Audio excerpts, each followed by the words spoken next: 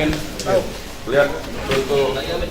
Kotak suara di Palembang untuk 4.805 tempat pemungutan suara atau TPS dibutuhkan sebanyak 25.000 kotak suara. Setiap satu TPS dibutuhkan 5 kotak suara. Saat ini yang telah dirakit sebanyak 1.020 kotak suara.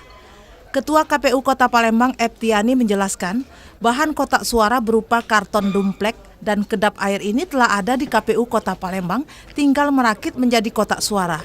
Untuk perakitan diperlukan waktu 25 hari mulai hari ini dan diperkirakan sebelum H-7, pemilu presiden dan pemilu legislatif, semua alat kelengkapan TPS termasuk kotak suara telah siap. Untuk kotak suara sekitar 794 kotak suara yang masih kurang. Totalnya 24.000 lebih. Perakitan sendiri sudah berjalan. Saat ini sudah dirakit sebanyak 1.020 kotak dari 25.000 yang kita butuhkan. 20 orang.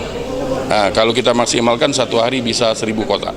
Untuk ketahanan dan keamanan kotak suara dari bahan kardus ini telah diuji langsung Ketua KPU dengan duduk di atas kotak suara itu. Kotak suara tersebut mampu menahan beban 170 kg. Sedangkan keamanan dari kotak suara